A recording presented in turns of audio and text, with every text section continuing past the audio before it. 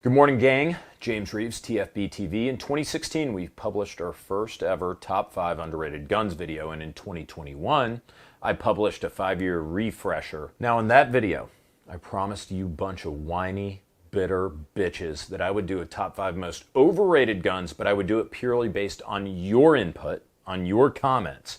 We actually have a TFBTV subreddit, believe it or not. New vids automatically get posted to it. Check it out and subscribe or whatever. I don't care. Reddit sucks. Last December, I made a post in our subreddit asking you to comment on what you thought were the most overrated guns. Today, I sorted the results by best comments, not top comments, but by best comments, because I think, in my mind, the ratio of upvotes to downvotes is so much more important than just the raw upvote count. I learned this after I sorted by top comments, and Glock was the number one, and that is, of course, absurd. I took the top 5 best comments, but this video is actually going to be the top 7 overrated guns, because some wise ass put 3 guns in a very popular comment, so I just included all of them. Top 5 comments, top 7 guns, whatever. Let's get started. Number 7. Now, this is really low-hanging fruit because people on the internet, myself included, love to beat this gun up. But for that matter, it does kind of deserve it.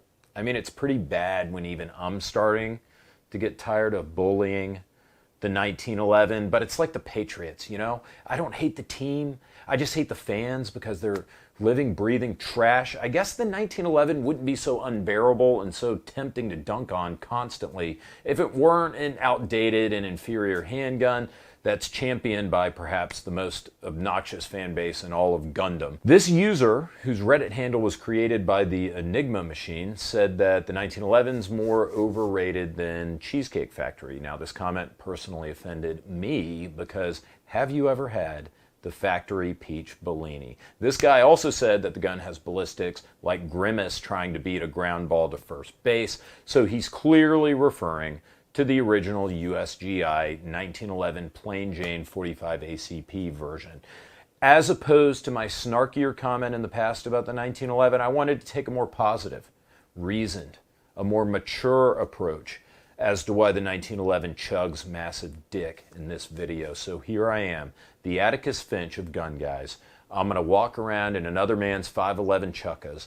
I get on YouTube, I punch in why the 1911 doesn't suck. Lo and behold, the first result, a 1 million view video by my Louisiana neighbors at Gun Talk Media. I love these boys. I think theirs is possibly the most underrated channel on GunTube, so check them out if you get a chance. Back to the video. And here's my boy Ryan, who's looking handsome as ever, like a young John Moses Browning. This video is like 7 or 8 years old or something. And he's with Travis Tomasi, world champion shooter who can finger blast a 1911 like Jerry Mitch geared up on crystal meth. These guys have themselves a little powwow about why the 1911 doesn't suck. Travis, today we want to talk about why 1911s do not suck. Now, understandably, the video is only 6 minutes long, and really it's barely over 4 minutes when you eliminate all the B-roll and the shooting footage, and that's still probably 3 minutes too long for discussing the pros of the 1911. It could have been faster, Ryan.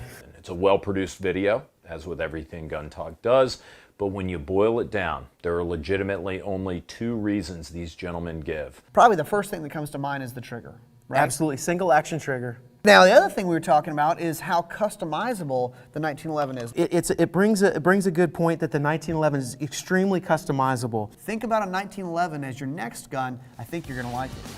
I agree with both points. They've got fantastic triggers. There's a lot of accessories out there. These guns win tournaments. And honestly, you guys saw in my video review of the Bull SAS Ultralight a couple of years ago, I shot that gun better than my Glock 43X the first time I picked it up.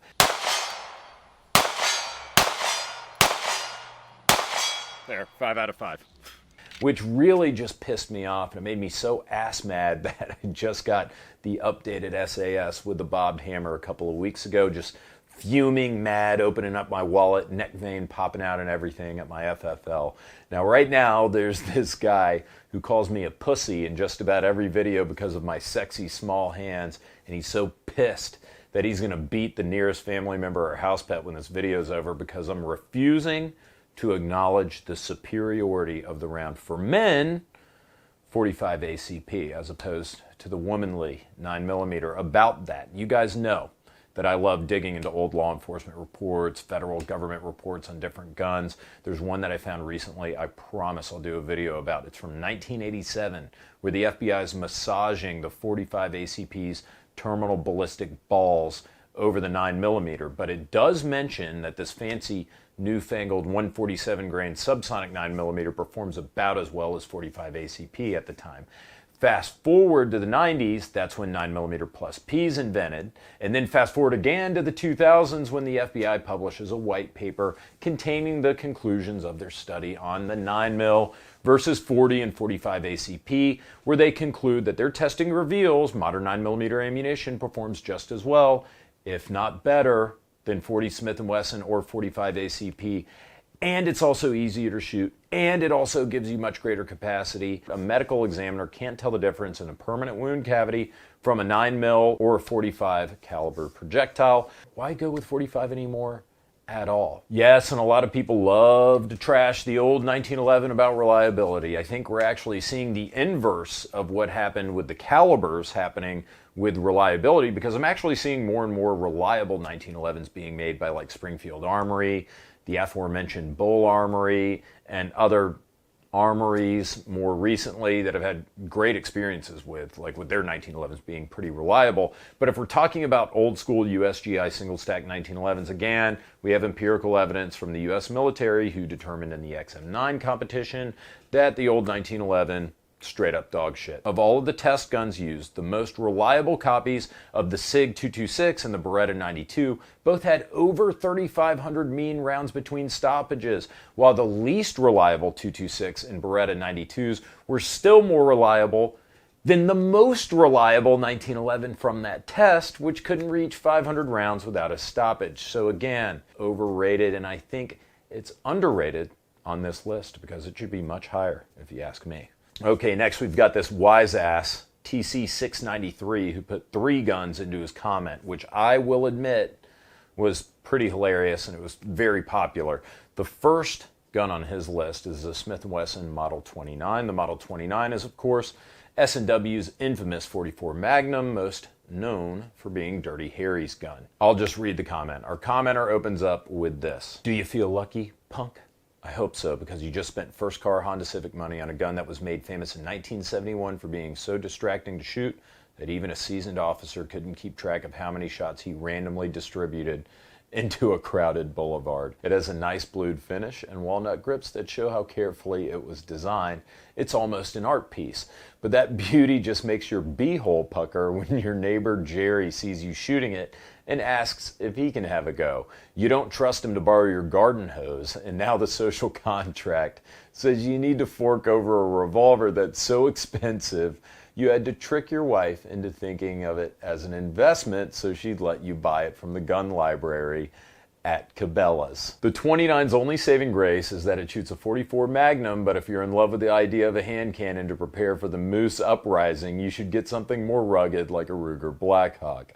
It's way cooler and you won't cry when Jerry's wife, Alec Baldwin's a pumpkin and drops your Blackhawk on the dirt." It's funny, but it's all true. Really, it is. The Smith & Wesson Model 29, beautiful revolver. It's absolutely gorgeous, but even a large frame, all-steel gun, 44 Magnum is just silly and unfun to shoot. If I was going to shoot with a 44 Magnum, I agree a Ruger is probably a better choice for actual use. Or you can do what I did and carry a real Punisher, the lighter weight Model 69 from Smith & Wesson, which is great for the backcountry, just God help you when you need to grip it and rip it. All right, our number 5 gun is from our buddy TC693 again. He says the Kar 98 is overrated. And you know what? I'm just going to read this whole comment too, because I barely even know what a Kar 98 is. I remember Alex had one or two or something. You guys know how I feel about old guns. I'm pretty sure it's German, I'm pretty sure it's outdated, and I'm pretty sure I don't give a f***. No conversation about World War II bolt actions is complete without mentioning the big 3. The Russians had the Mauser Kar, a rifle that was treated like a crew-served weapon, with one man being issued a rifle. and another man getting 5 bullets. The Japanese have their Arasaka. The Arasaka is, of course, the only thing that gets pulled out of dead relatives' closets more than boxes of 1970s truck stop porn. And Germany had the Kar 98, a rifle lacking both the utility of the Mauser and the charm of the Arasaka. The Kar 98's well made in the same way that $23 tweezers from Germany are well made. It's the best version of something that didn't need to be great. It's a Schwinn bike with a baseball card in the spoke, so it makes enough noise that hopefully someone will ask you about it just so you can tell them that the card's an original Billy Ripken. Face. Trying to explain the charm of this gun is like trying to explain Ding Dong Ditch to a kid who grew up in a world of video doorbells. You mention the quality of the wood, the careful machining of the sight adjustment pieces, the smoothness of the action, and then your annoying 13-year-old neighbor, Aiden, outshoots you with the 270 that he bought from Walmart with his lawn mowing money. All right, number 4 gun. Time for me to pay the piper on this one. And I've said it before, the Glock 19, I agree, is overrated. It's a big, full-size double stack. So the thing is it a bad concealed carry choice? No, it's in my top 5. I think it makes a great jack-of-all-trades gun. If you can only own one gun, it might be the Glock 19. However, it's not a compact gun. I'm not saying that it isn't the best handgun ever made, because it very well may be the best handgun ever made. But there are some people out there who will say things like, the Glock 19 is the best handgun ever made, and they absolutely mean it. There's definitely a cult surrounding the Glock 19. Like if there was a cult that was really into, I don't know, like extremely reliable, affordable, simple, easy to maintain, durable, did I say reliable, easy to conceal pistols that perform like full-size 9mm, like it's that kind of cult. The cult surrounding the Glock 19. Our anonymous ranter says, "Oh my God, I'm sick of this f***ing gun." Well, do you own one? Yeah, I do. Doesn't that make you a hypocrite? Yes, it does. It's not supposed to be comfortable. It's supposed to be comforting. It's giving you a hernia, Dale. The Navy SEALs use it. You're not a Navy SEAL. You shop at Kohl's, and you use Kohl's cash because your wife told you to. First of all, you aren't concealing this gun as nearly as well as you think you are. You don't have the shoulders of a Navy SEAL. You have the waistline of a medicine ball thief. You're built for a size XL shirt, but you're wearing a double XL flannel in August just so you can hide a fucking Duplo block of a pistol. Okay, his main complaint is that the trusty but overhyped Glock 19 doesn't conceal as well as we think it does, and that could be a good point. We're looking at evolution a lot in this video, and when you look at the evolution of the micro compact market, like the Glock 43X, Glock 48, SIG P365 XL, Smith & Wesson Shield Plus, blah blah blah blah blah, you're looking at guns that are giving you virtually all of the performance of the Glock 19, but in a much lighter, easier to conceal package. I get it, but there's still a place for the Glock 19. There's something to be said for having a little bit of extra size and weight to help you shoot the gun. Hold on a second. Am I making a 1911 guy argument? All right, what are we on? Number 3? This one's actually one of my favorites from the list. The KAC SR15. Commenter HK is trash on Reddit said 99.99% of people who own this gun will never need anything more than an M&P 15.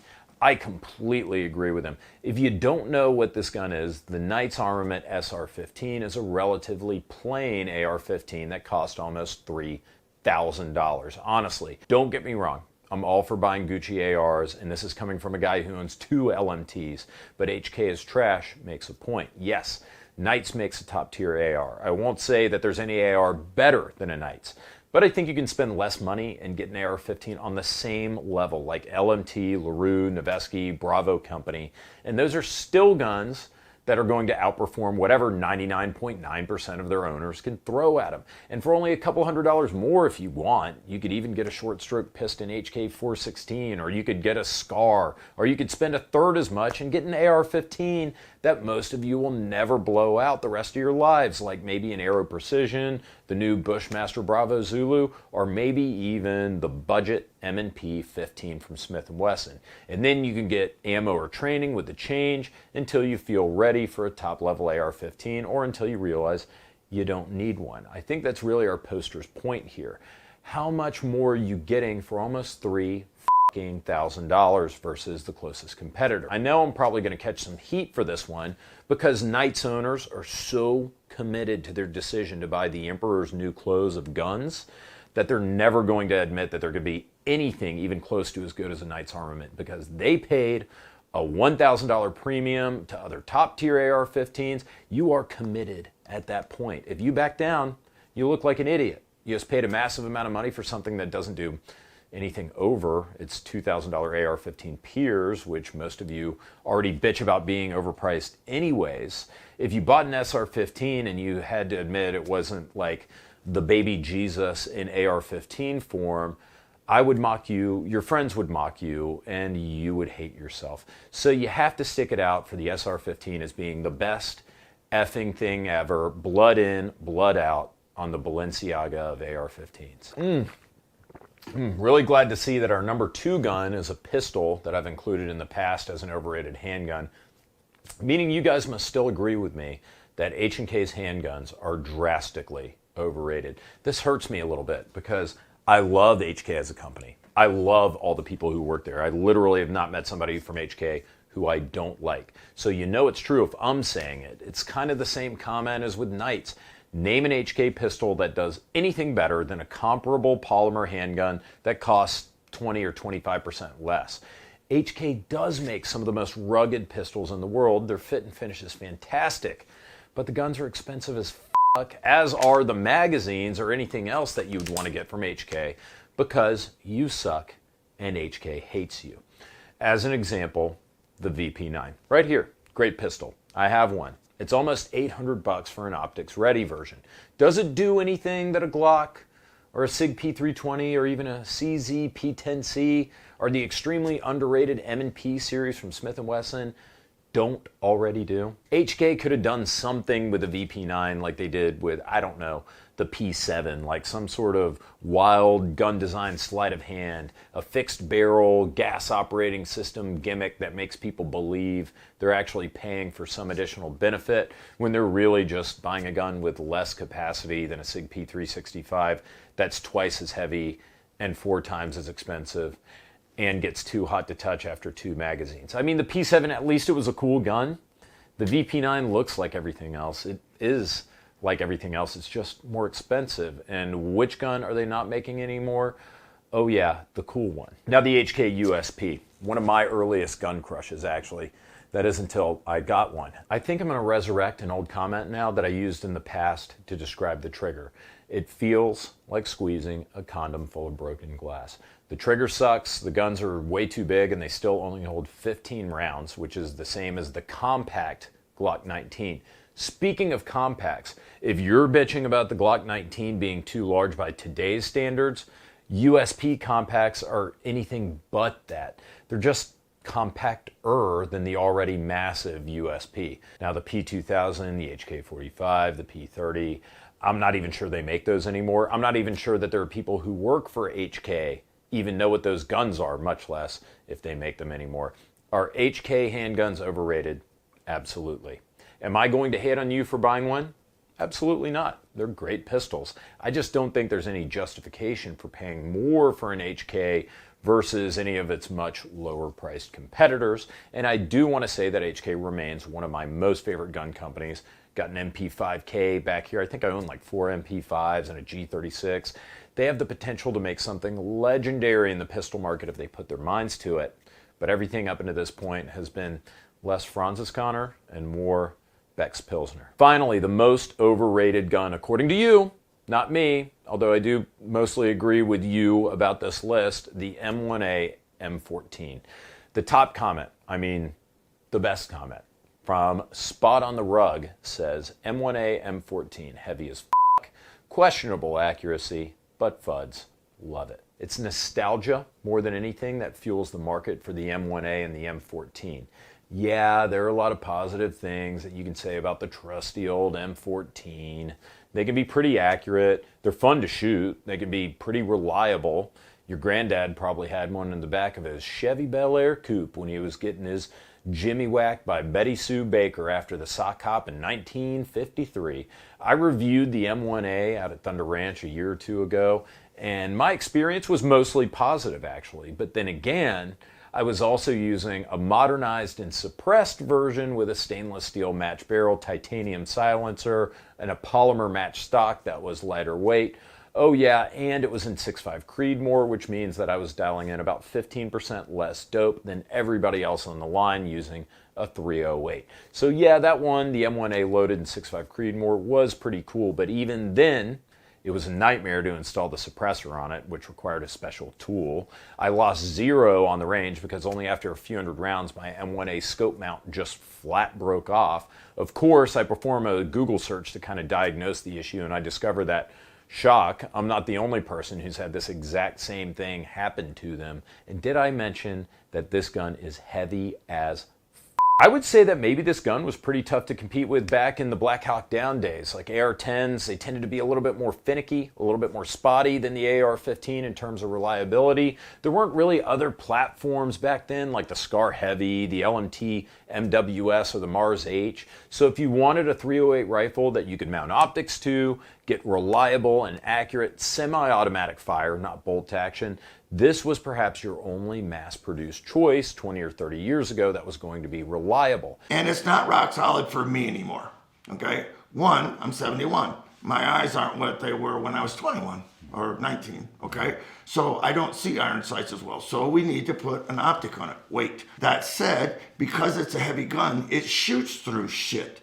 So like when people go like, well, you want a gun? If you're fighting in an urban environment and you're not trucking up the side of a mountain, I don't know that it would necessarily be a bad choice. It has a suppressor, it has a scope, but the gun continues to get heavier and heavier and heavier. So two things. One, I don't see the sights as well. Two, I don't like carrying heavy shit anymore. Nowadays, it's certainly waning in popularity, as is the 308 round. We're seeing more modern competitor calibers like the excellent 6.5 Creedmoor, which greatly outperforms 308 in my opinion, and the 277 Fury or the 6.8x51, the caliber that just won the NGSW contract only a few weeks ago, not to mention new platforms like the MCX Spear, the H&K 417, and more reliable AR-10 guns that are less expensive than even a box stock M1A.